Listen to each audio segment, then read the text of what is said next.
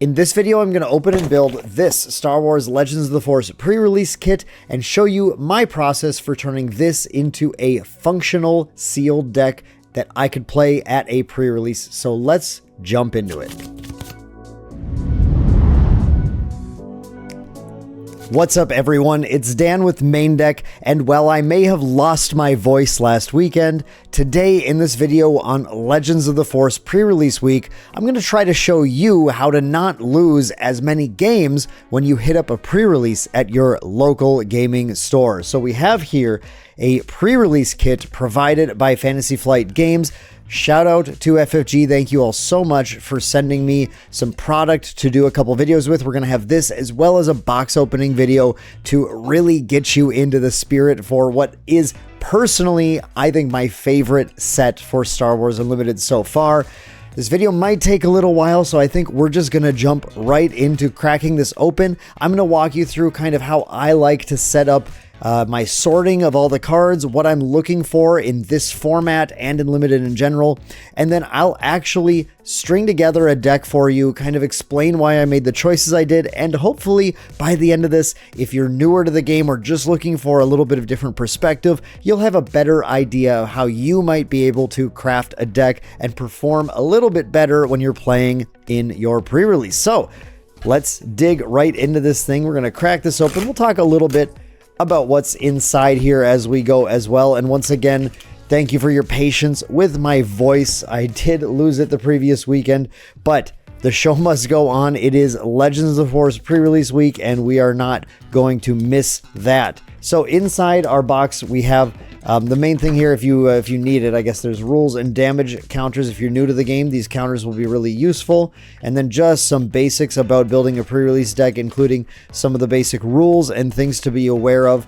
One of the most important things it says on here is this: ask for advice. So my first tip to you, absolutely easiest thing you can do, sit down with your local community and just ask them for help. Say, hey, can you, this is my first time, can you help me with this? Or do you think this card's good? Like, you can absolutely do that. Everyone in this community is great. Inside this box, you are going to have, importantly, the Darth Maul and Qui-Gon Jinn hyperspace leader cards. These are the leaders that are in the spotlight decks. So these are an option for you to use in your pre-release deck. And we're going to be looking at these a little bit as well based on what we open. One more thing just to be aware of. So you will have access to these. And then in this set in particular, we actually have special bases that are 28 health bases that will provide you with the force every time a force unit attacks, and you'll have access to using any of those. Those are the bases that are on the flip side of the token cards. So you don't have to go with whatever bases you open here. Just ask your tournament organizer or judge, hey, I want to use a green base or something, and they'll give you that. But that's different than previous pre-releases where we just had the 30 health blank bases. We instead have these get the force ones, which are going to be really key. But okay, let's crack open our first pack here, and we'll see if we can get lucky, and we'll also just see what we get in general.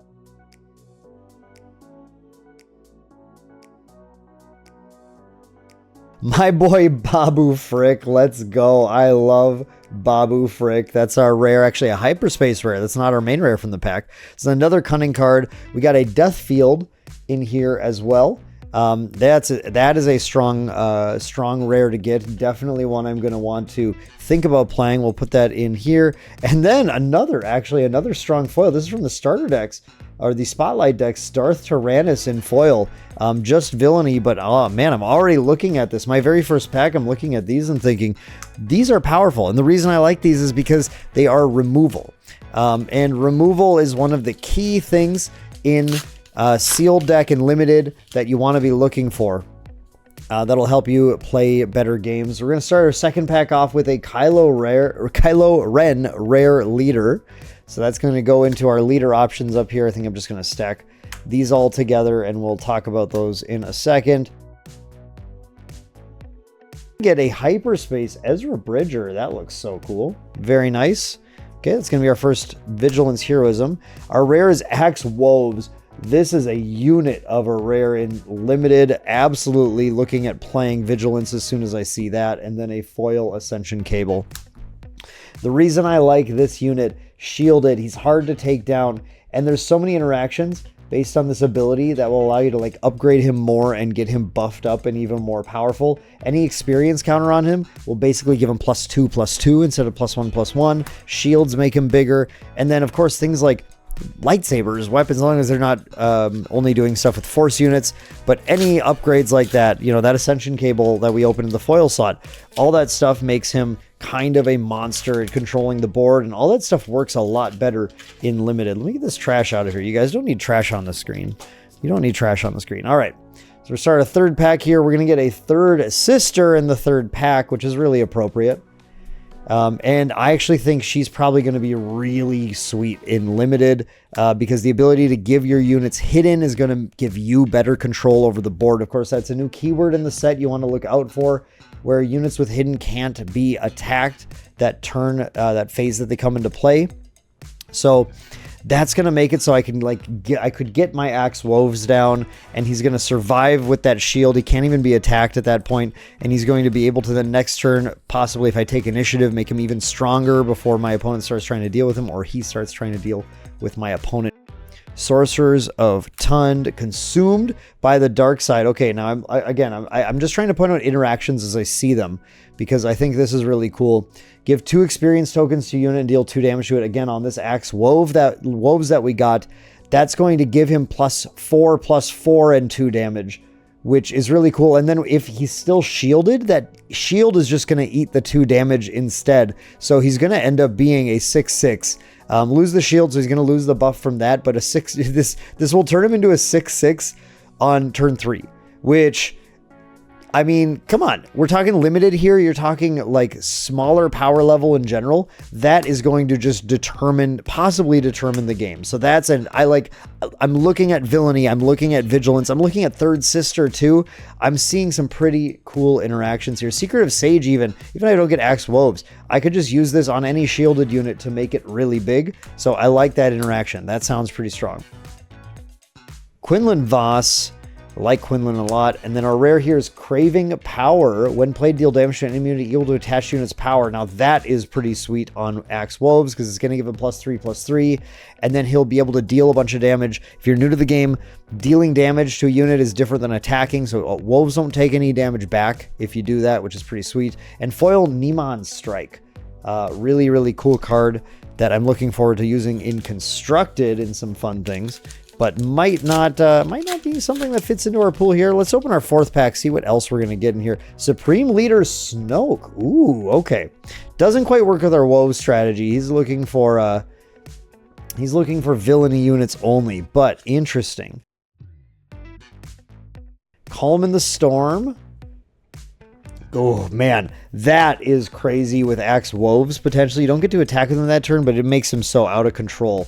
In a heroism deck, though. So well, we could play it off aspect, actually.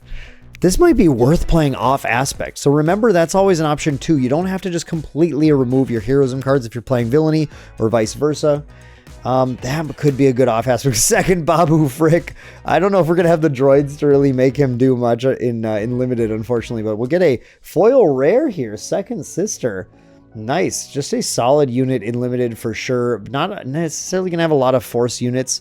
But it's a 3/6 for 4 that could do a little bit of resource rating. I don't know. It is a little dangerous playing limited because limited, you're building a 30-card deck with these cards. And milling 2 from your deck could be a little dicey. So, I don't know. Pack number 5 is going to deliver us a Hyperspace Supreme Leader Snoke. Okay, really wants us to mess around with Snoke here. But now we did get a rare base as one of our rares, which are going to be hit or miss. A lot of people will consider getting rare bases a bit of a miss, which is probably fair because a lot of the time that 25 health is a little bit of a liability here. However, I kind of like this base a little more than others because this means that I can play all these cool non-force units in my deck and maybe get the force a little more often depending on my card pool. And so far, the way I'm looking at this, I don't know if I'm going to have a lot of like really good force units. So I actually might consider using this if I want red and I want the force. And then we have a foil Lothwolf as well in this pack. Okay, and then finally, our last pack, our last chance to deliver I don't think we've got a legendary yet. So we would love to see just a powerhouse legendary. We're going to get a Kit Fisto. A Kit Fisto as our as our leader in here. Now, do you need legendaries to win? Absolutely not. I've played limited for many card games for many years, and I know that they're not required. You don't need to get the high rarity cards to win. But of course, one of the things you definitely want to see are like bombs, what we call bombs, which are going to be the most powerful cards, the ones that you can build your game around, win. That Axe Woves, is he a bomb? He's really good. He could be a bomb depending on the setup. So we got Asajj and Quinlan. Probably going to play those two together. I'm kind of liking how red looks here. Precarious, Predicament. Our rare here, we have Captain Enoch. Did we get a legendary? No, we got a foil Force Slow. But Captain Enoch. Okay, we're going to take a look at our synergies and see. Now, the next thing I'm going to do is build this deck. Before I build this, I know you can't see everything that I have on screen here. But what I am going to be looking at, there's just too many pools. I couldn't fit everything on screen here. I'm going to narrow this down and I'll show you kind of what I'm looking at. But the very first thing I'm doing is doing just a little bit of basic math. So I have 2 each of Heroism cards in Cunning and in Aggression. I have 4 Heroism cards in Command. And what I'm doing here also is sorting my cards a little bit. I'm kind of pulling to the front the cards that I think are some of the strongest. So Consular, that's the best one. Gungi, also a really good early drop. This Point Rain Reclaimer, it's okay. It's kind of specific. It doesn't do a lot. I certainly would play it in a deck, but it doesn't make me want to play that combination. And really, I'm looking for the cards that make me want to play that aspect combination. Here, I think Ezra can be a house here with Lothwolf. That works pretty well. I like this Calm the Storm. Heirloom's all right. And then as far as these cunning ones, the Nubian's more important than the N1. And these aggression cards are, I guess I like the Fear Knock. It can do some damage. It's going to die to like everything though. These aren't really that exciting to me. The Fear Knock is just a little too able to be killed. And then the Focus Determines Reality is really, really quite specific. Now, it's going to be a totally different world when I look at the villainy cards here, where I have 5 cunning villainy options. And of these, I like the Banking Clan Shuttle. I really like Balin's Skull. And I have 2 Corrupted Sabers, and I can see this going really well together if I have some really decent force units, because this will give me crazy board control. And this is where Second Sister might just come into play. Like, I could throw this entire set of 5 into the deck and be pretty happy. But it's really Balin's Skull that's probably the thing that would most make me want to play Cunning. Looking at Aggression, Deathfield is the best card by far. Purge Trooper is going to be quite good in this format. There's going to be lots of force units to gain. And Acolyte of the Beyond is a really solid early unit to get the force. So I like all 3 of these. These would all 3 easily jam in. If I played Command, we have a Knight of Ren. This Craving Power is pretty good, actually. Craving Power is the best card in here, as it is a type of removal. That also is going to be a nice little buff. And it works really well, actually, with Praetorian Guard. If you control a unit with 4 more power, gain Sentinel. So if you give it to him, then he is a Sentinel, and he'll shoot 4 damage at something and be a pretty strong Sentinel. Knight of Ren is just a body, but a solid one. Captain Enoch just depends on troopers. Probably not going to get crazy, but might be all right still. Might be pretty good. Not terrible. Craving Power is very good. And then in our Vigilance, we have a solid Supremacy tie and some solid Magistrate Scouts. Nothing here is crazy, but these are all really good units that I would definitely play.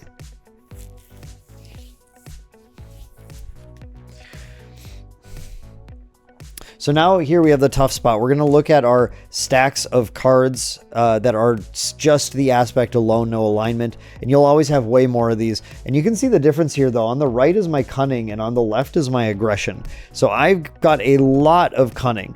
All 3 of the other ones are a lot more similar. So what we call this is a deeper card pool for Cunning. It means I have a lot more cards here to choose from.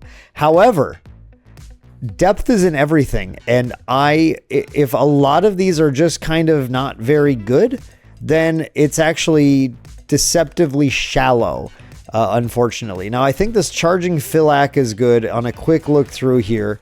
I don't love a lot of these. Impossible to Escape's okay.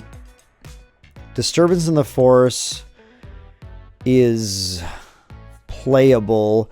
Babu Frick is probably going to be not playable at all in this in this format, unless you had like the very, very specific deck. Sorcerers of Tund is a card you can play. Pounce, if you have a lot of creatures, it's really good. Otherwise, it's not.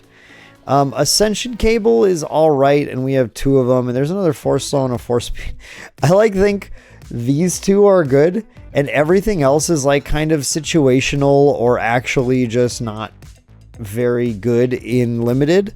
So as many cunning cards as I have here, a lot of this feels more to me like filler. Like Ascension Cables, I'll fill in a deck with them, but they're not just solid units. We're really looking for consistency. So you want to have a lot of cards that are like just solid units to play, or solid removal. That's always useful.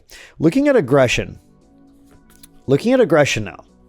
2 Sorcerer's Blast. This is a great card for controlling the board. It's just going to deal 3 damage to a unit. You just have to use the Force to play it. It's very cheap. We just have to make sure we can get the Force if we're going to play this, but it could be very good. We have Asajj and Quinlan.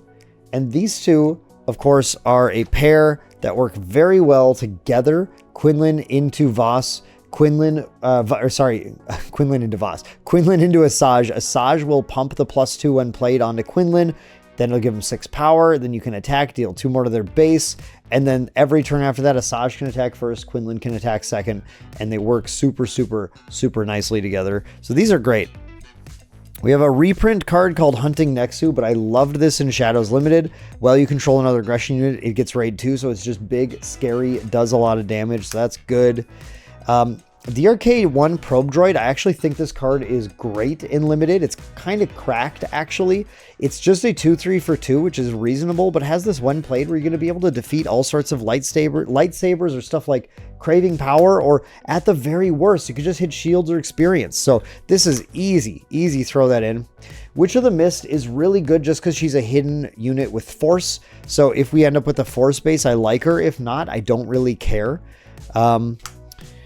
Then we have these Sorcerer's Blast. This lightsaber throw, honestly, I'm thinking about it. If we were to play, we're not going to play the cunning now. If we were to play that cunning package, then I would think about this lightsaber throw, because we did have a couple of lightsabers to use, but otherwise this is really, really quite risky to mess around with, because we'd have to find both the card and the lightsaber.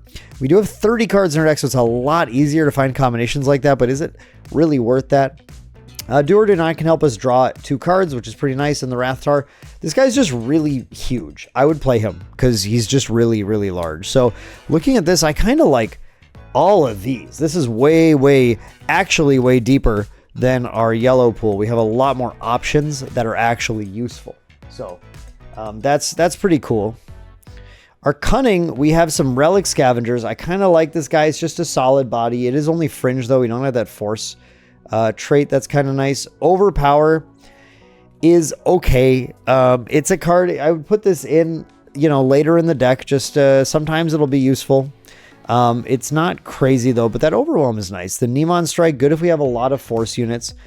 The Minok is actually a space unit, even though it looks like a ground unit. It's a 2/3 with Overwhelm in space, so it's fine. Acclimator Assault Ship. Now, this is an interesting thing to think about. Like, if I played this in my deck, you're almost never going to be able to play like double of a single aspect as your deck in Sealed Deck. You couldn't do it in Draft, but Sealed is really tough. So you have to really think about stuff like this as a 9-drop.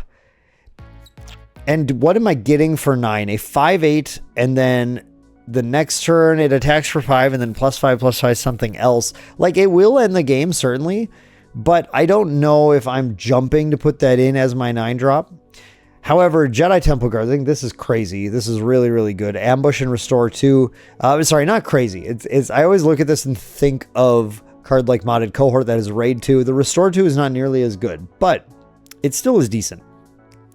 Now, the Trident Assault Ship, I like that a lot more than the Acclimator Assault Ship. It's just a reasonable ship to play much earlier in the game. 6/6 Overwhelm is going to just do plenty of work. So, overall, there's some stuff that are like, these are like fine late drops, but that's kind of all I'm really seeing here in the green. Now, the blue, I have high hopes for. I have some high hopes for this. We have the Graceful Purgle, which doesn't have a lot of power, but it will hold down space if the opponent's rushing it, so that's not terrible. I think Crushing Blow is probably going to be useful in most matchups. Similarly, I think Whirlwind of Power could be pretty okay to pretty good. Depending on the number of force units you have, it at least can get rid of like their first turn drop and kind of get you maybe started on having a better board presence. Luthen Rail just depends on where'd this Lor San Tekka come from? I totally missed this card. This is actually a good command heroism card. Pretty solid. If you have enough unique units, probably better in constructed than limited though. But yeah, it depends. For Luthen Rail, depends on how many items we have. If we have none, I don't care. If we have some and they're good, Searchers can be nice and limited. 2/2 shielded for 2 is constructed playable, so it's very limited playable here too. Guardian of the Wills, this might actually like make us want to put in upgrades. If we did like command with craving power, that could be pretty strong. But it's kind of, so I think it's filler otherwise. Axe Woves, easy. Here's a Guardian filler. Ceresu Stance, depending on our force units, this can be really good to get just that shield on a key unit. And then same with Padawan Starfighters, depending on our force units, this is playable.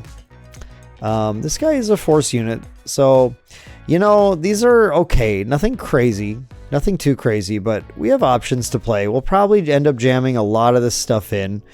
These are force units, so these will kind of maybe pull everything together. I think the blue maybe works. Now we'll look lastly at our villainy.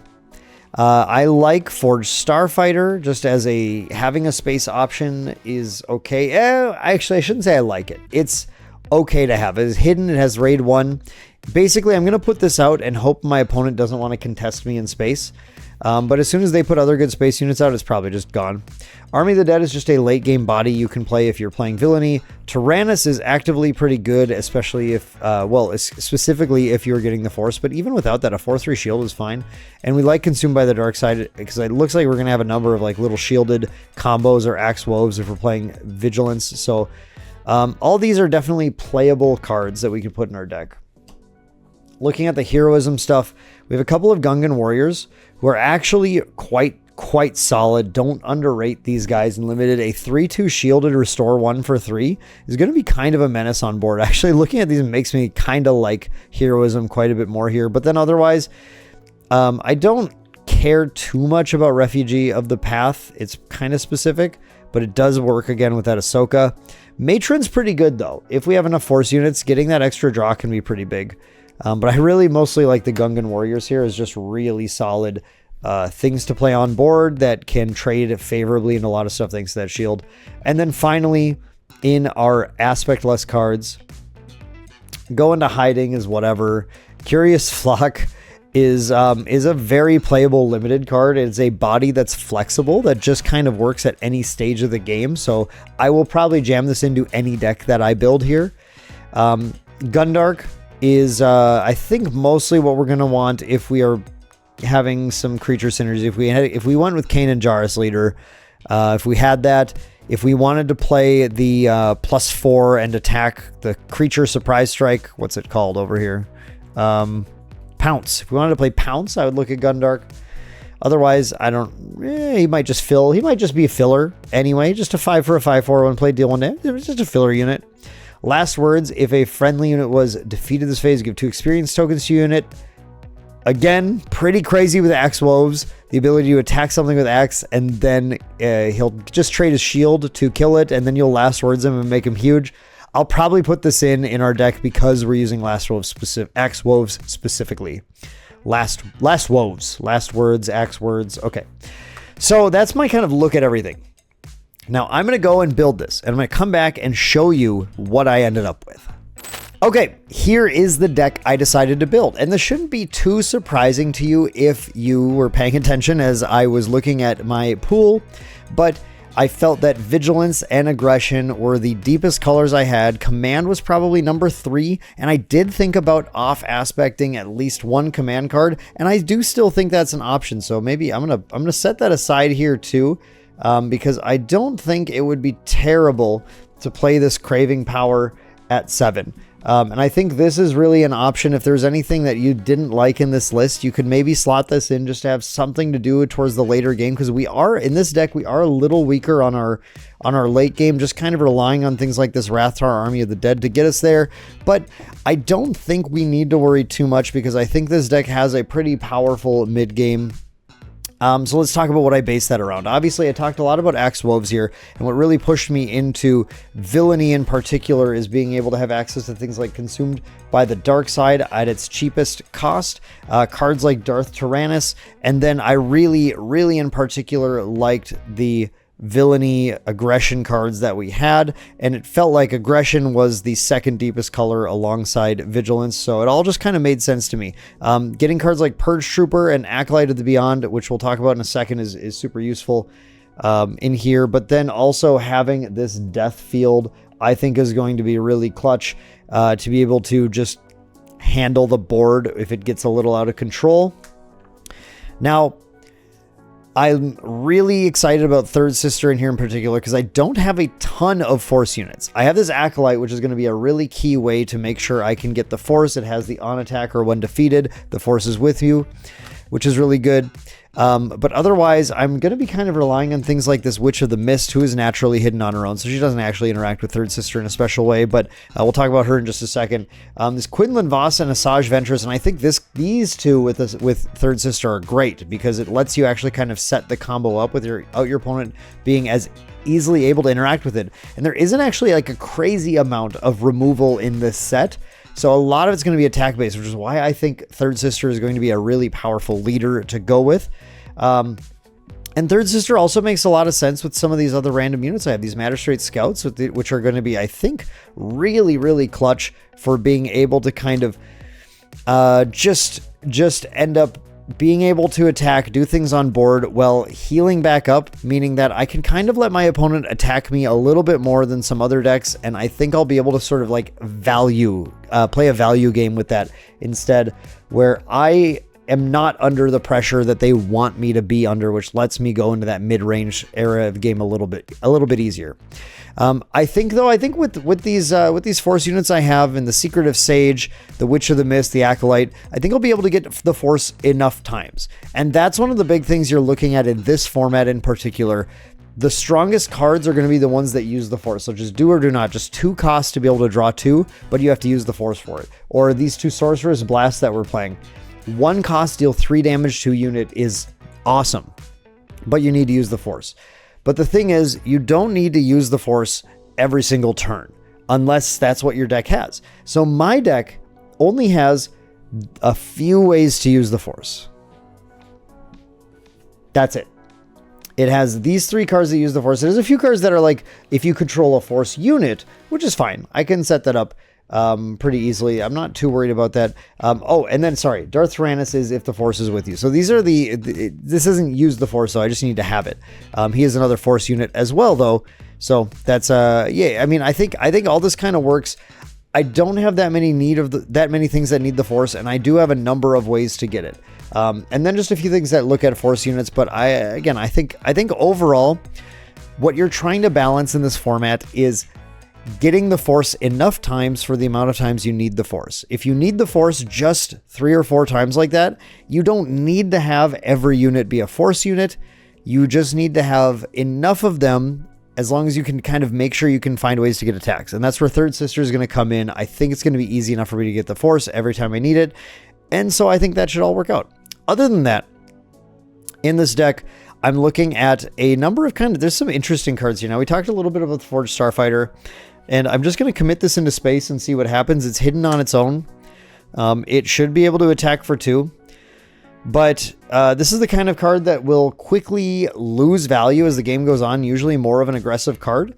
I'm okay with that in Limited. I'm totally okay with just going to space and hoping my opponent can't interact with me after a while. But I do have a key card in here that you might have picked out already that is a little different. So I do have an off aspect, Calm in the Storm, in here. And I was looking through my pool and thinking, actually, I think this card, even at 4 cost in this particular deck, is going to be really strong. Number 1, Third Sister allows me to keep a unit in play a little bit longer than it normally would. So it's going to be a little easier to meet this condition of being able to have a friendly unit to exhaust, which is why this card would be bad otherwise. But that also is kind of what makes these all sort of playable in here. So I think that's good. Obviously, with Axe Woves, if I can go Axe Woves turn 2 and then Calm in the Storm him turn 3, he becomes let's see, he's a 3/3 normally, and then he's going to get another +5/+5 and a second shield. So he'll become an 8/8 double shielded unit that you couldn't attack the turn I played him because he was hidden when I played him. So that interaction is obviously like really, really strong, which is awesome. Notably, I just don't have a lot of like powerful endgame stuff in here. So I felt that having this Calm in the Storm might be really, really good for like getting a Quinlan or an Asajj to stick a little bit longer. Putting it onto this Graceful Purrgil, my Sentinel in space, might be able to let me cling onto the game way longer than I otherwise would have. Might even just, well, honestly, win me the game straight up. And there's some of these units like these Magistrate Scouts that are great value units, but only that 2 power might hold them back a little bit, where being able to go, I'm going to give up a turn of attacking with this so that it becomes a 4/6 shielded. That seems, I don't know, that to me, that all seemed like it made a lot of sense. It seemed pretty powerful. That is my off aspect card I decided to play here. Again, I think an off aspect Craving Power also is not terrible. At 7, I think this could be really good, but I really wanted to have kind of more of an endgame presence to really like playing that at 7. Although honestly, like playing this on the Rathtar and then dealing 10 damage to something seems kind of good too. So again, very reasonable card to play. Maybe you could swap that in for Calm if you don't like that. But yeah, overall, that's the deck. Now, just a really quick look at space versus ground. And I am definitely like not huge on space, but I'm also not totally spaceless, right? So these are my space units. Curious Flock, or sorry, not Curious Flock. I put these on the wrong side. I have these 2 Forged Starfighters. I have a Padawan Starfighter and a Supremacy Tie, and then the Purrgil. So it really is not a lot of space. But I'm hoping that in some matches, I would be able to rely on these 4 Starfighters, maybe in conjunction with something like the Last Words, trade something on ground, and when my opponent's not expecting it, Last Words of the Forged Starfighter, and use this to control a little bit until I can get this Purrgil out, and that will maybe hold things down. Space shouldn't be too crazy because most sealed decks will not have like a lot of space. This isn't the Jump to Lightspeed format. You don't have to worry too much about that, but you definitely want to think about it when you're building your deck.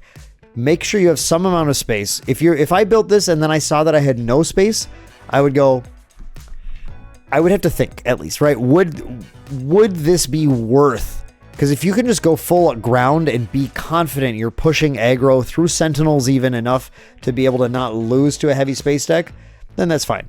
Otherwise, you should try to look into your pool to make sure there's some amount of space units that you can choose from here. I think I'm low, but I have maybe enough to get there. And I think with the power of some of my mid-game plays, like the Quinlan into Asajj, the Hunting Nexu, and then the fact that all my stuff is hidden, letting me get more things exist on the board for longer. And then some of the Axe Woves plays, I think I'm going to push enough aggression on my opponent ground where they're not necessarily going to be able to like race me in space. And I can just use the few space units I do have to make sure that nothing gets too out of hand over there. And not to mention, removal is huge there, right? Now, Deathfield, not great for dealing with space units because it's non-vehicle, but these Sorcerous Blasts, I intend to rely on these to not lose to powerful space units and powerful Sentinels on ground. So that's I think going to be my key thing. I also do have Crushing Blow and Whirlwind of Power for additional ways to get a little bit of control in there. And that is the deck that I would build and play. Now, unfortunately, this wasn't for a real pre-release, so I'm not going to get to tell you how it all went. I'll just end up playing the pre-release myself and getting a totally new pool and saying, but honestly, I'm like looking at this deck, I'm like, I really want to play this right now. It looks like a ton of fun and it's making me even more excited for the pre-release this weekend to jump in and start to play more. But I want to hear from you guys based on the pool I opened. Would you have built something different? Or did you have any questions about kind of the process I went through that I can elucidate a little more in the comments? Let me know down below. I would love to chat with you guys about Legends of the Force, about the pre-release format, about Star Wars Unlimited in general. Let's talk. Head down there and we can chat some more about this. But until then, I hope you guys enjoyed this. Thank you so much for watching. Get excited for Legends of the Force this weekend. Let me know how your pre-release goes, and we'll see you all in the next one.